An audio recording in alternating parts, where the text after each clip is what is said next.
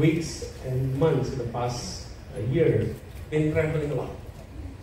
Been seeing the other side of Indonesia, the outside urban area, outside the Jakarta area, and it gives a different flavor, atmosphere about Indonesia. So going back here and sharing some of our experience or perspective is something that I look forward to.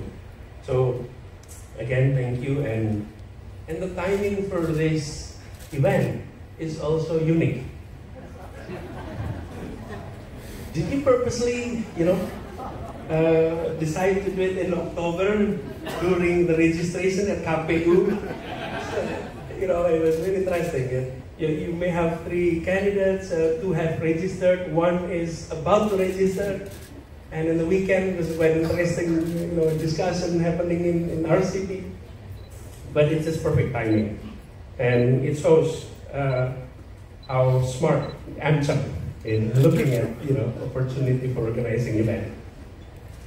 But allow me to begin by stating my appreciation for the healthy economic partnership between the US and Indonesia over the past few years.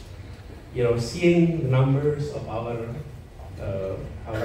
trade from the Ministry of Trade between our country has grown during the period of 2018-2022 at the rate around 10% per year in terms of the total trade value.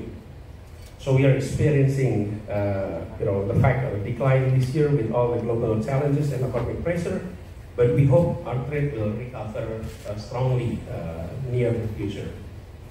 Meanwhile, numbers from the US Bureau of Economic Analysis shows that the direct investment from the US to Indonesia also experienced healthy growth before the pandemic, peaking at almost $20 billion in 2019.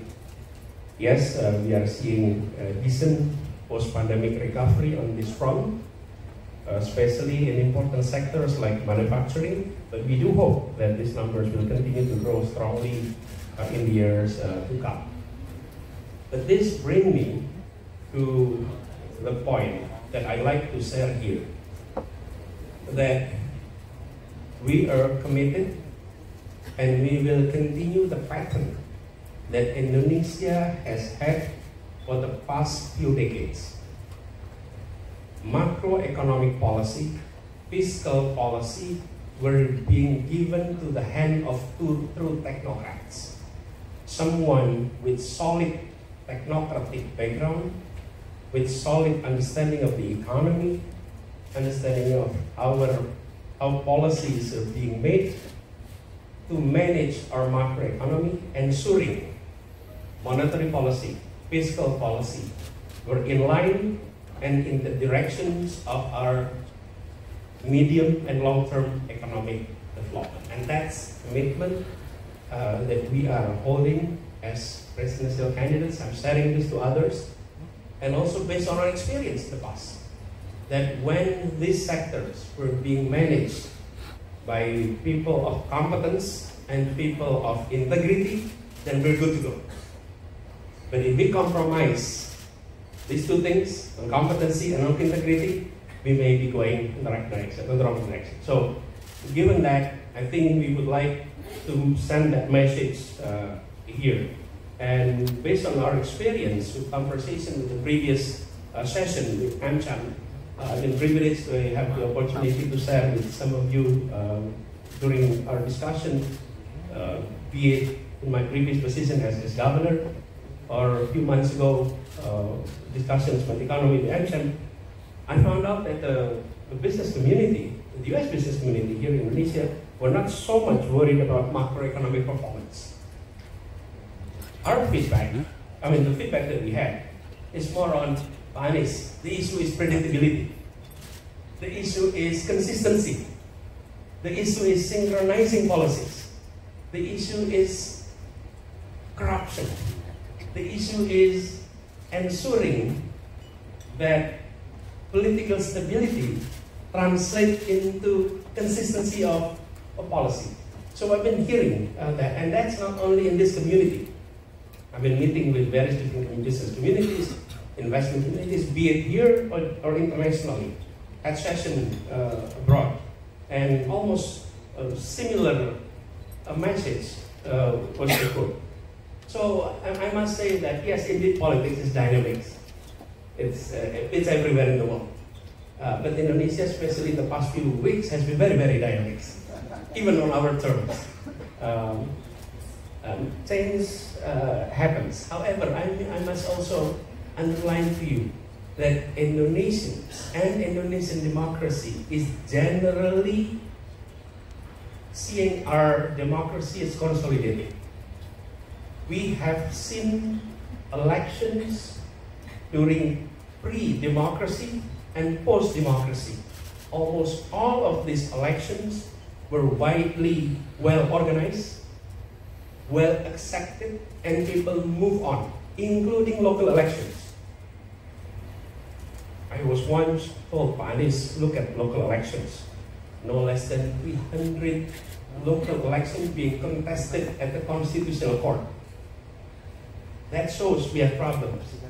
In my perspective, it doesn't show that we have problems. It shows that we respect judicial system to function.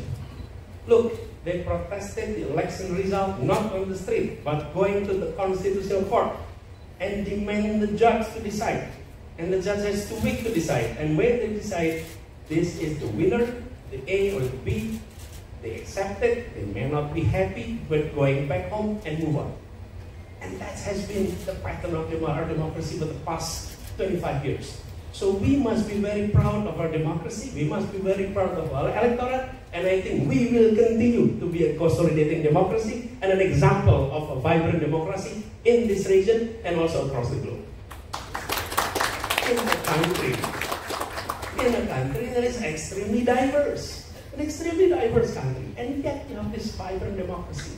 So even though, in the elites you may be seeing radical move, radical change, that's among the elites, and elites everywhere is like that. But the electorate is different. And therefore I'm quite optimistic that even in the next election we will be seeing election hopefully free, fair, hopefully, and that's our message too. And people will participate actively in this election. So going back to the main issues, I think what is our clear agenda on this? A few things. What we have noticed, and this is our main issue that we are echoing during our campaign. We have seen a new phenomenon across the globe, that disparities between countries were narrowing down. But disparities within countries were widening. Indonesia is now part of G20. 30 years ago, we are so far away from being top 20 economy in the world. Now we are in the club of Big 20, the top 20. We will be moving up the ladder. Disparities between Jakarta, Tokyo, Singapore, New York, London were narrowing down. However, disparities within countries were widening. Between Jakarta and the rest of Java, between Java and the outer islands, between urban and rural, those are widening. And we need to address this issue, because Indonesian economy is not only Jakarta's economy, it's not only Java economy, but the economy across Indonesia. If we continue to have centralized centers of economic activity in Java, we will continue to pull best brain into Jakarta, into Java, and we will continue enlarging disparities. So our main message for our campaign is keadilan, equality, equal opportunity. And we would like to see more centers of economic growth across Indonesia. Not only in Java, but at least 14 other major cities across Indonesia to be stimulated, to be transformed into major mover of economy in those particular regions across Indonesia. So that's one aspect that I'd like to share here. So we will pursue the directions of reindustrialization. We need to continue on that. That is the path we need to to push reindustrialization. And on that aspect, central government will have to provide clear policy direction on this. I was fortunate, I was so blessed to have the opportunity to serve in government, in the national government as Minister of Education, and then I served as governor. These are completely two different roles.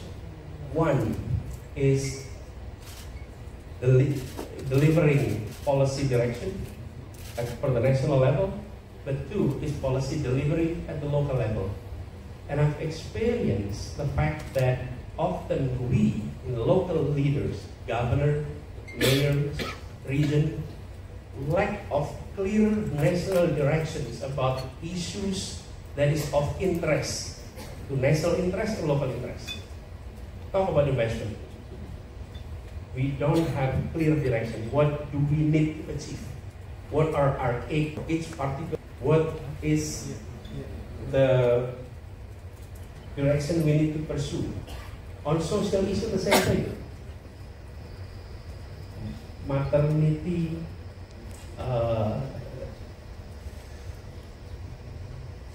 angka kematian ibu melahirkan,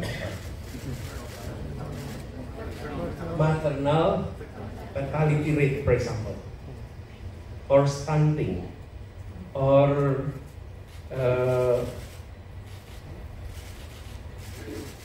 primary school enrollment rate, secondary school enrollment rate. We did not have directions from national government on what every leaders at the local level have to achieve. This is not to talk about environmental issue, which is more complex. We signed agreement at the international level. We need to translate that into national policy and translate that into regional and local policy. Synchronizing all of that is second issue that we would like to pursue. We would like to see a country that has clear direction, translated into technocratic policy, understood by local leaders across Indonesia, provincial and local, as well as across sectors. That's why if you have, if some of you haven't had the opportunity, you can ask your staff or yourself to read our statement of PC and mission, vision and mission. And in that vision and mission, we divide it into two major streams. One is sectoral issue, two is territorial. What is priority for Sumatra? What is priority for Kalimantan? What is priority for Sulawesi? What is priority for Papua? What is priority for archipelago? Like Jakarta. Jakarta is the only city in the world that has archipelago. We have 111 islands north of us. And how do we develop archipelago? This is an archipelago. So we try to translate that idea of equality into technocracy and clear synchronized policy directions, so that being governors, I know what is the priority from national level, and I can translate that into action at the local level. And national government have the fiscal and non-fiscal disincentive to communicate with local leaders, and that has not been exercised for so many years. We are given block of fund regardless of how good we perform on our development agenda, and that needs to change. Is that new? No, we did that in Jakarta. We translate our agenda at the city level, translate that into our department's achievement items, KPI, and then created a unit to ensure monitoring on the implementations of all of that. The other aspect, the third aspect that we'd like to echo here is ensuring that good governance is present and corruption eradication need to be re-strengthened. We need not only strengthening KPK, which is good, but KPK deals only with large cases. We need to really seriously transform our way of combating corruption. There are three things why corruption is happening. At least three reasons. Why? corruption happens because of need, because of greed, because of system. What is the need?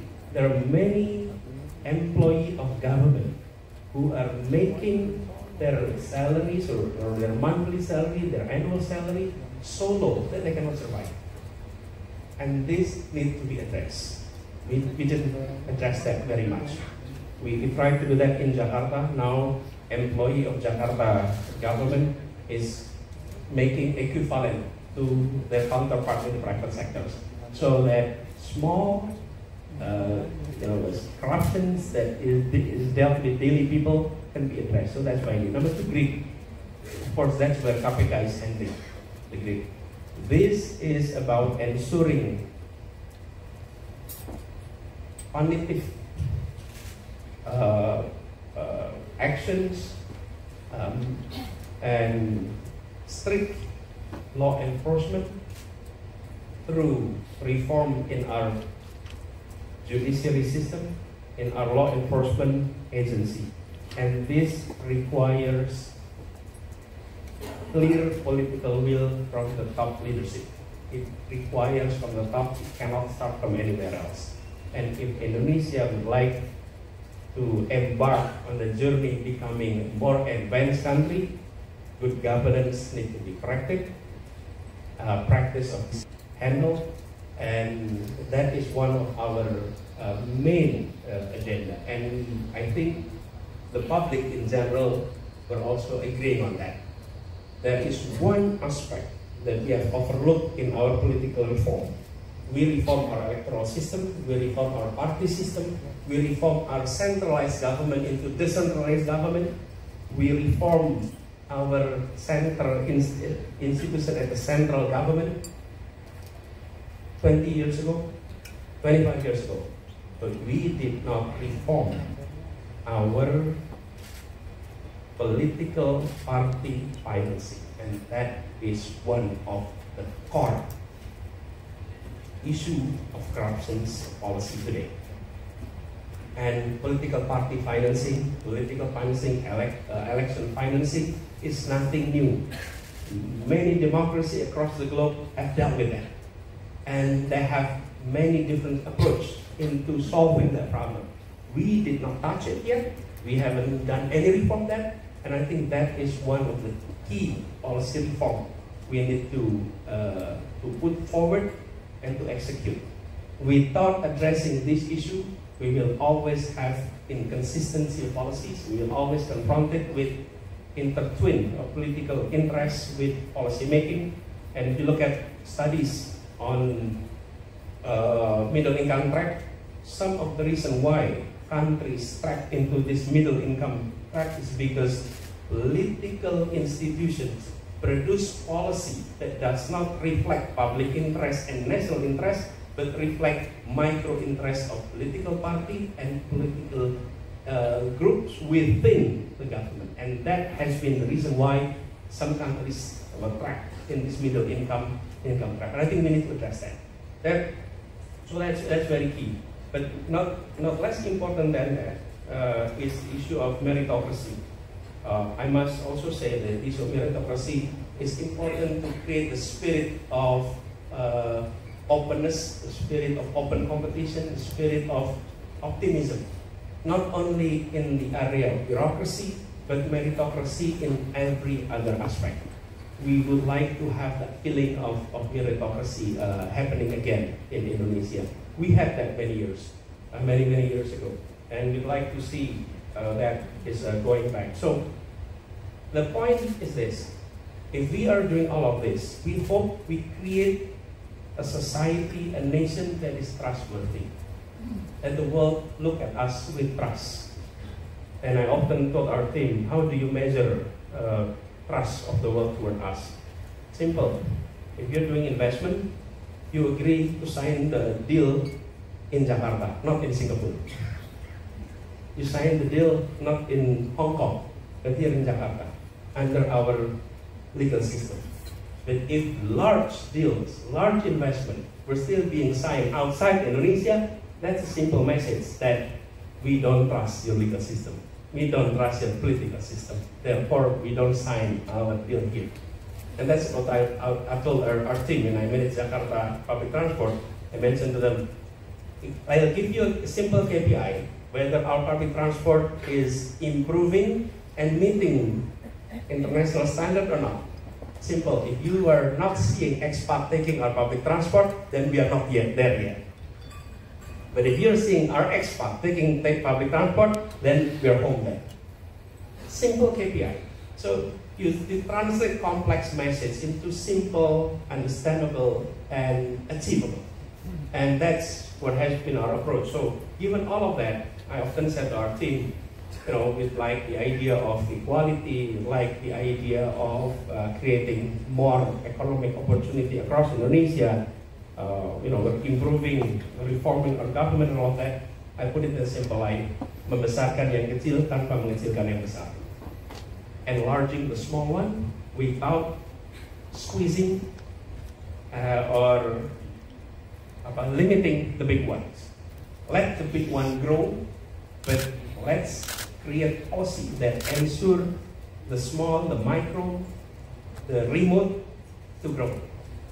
It's a translation from big policy ideology into policy statement, and then into program, into action. And if we do that, and there's a political support from political parties, from party leaders, I think I'm optimistic. We will be seeing new Indonesia, an Indonesia that will be respected for ourselves within our country, and also gaining respect across the globe. Thank you very much.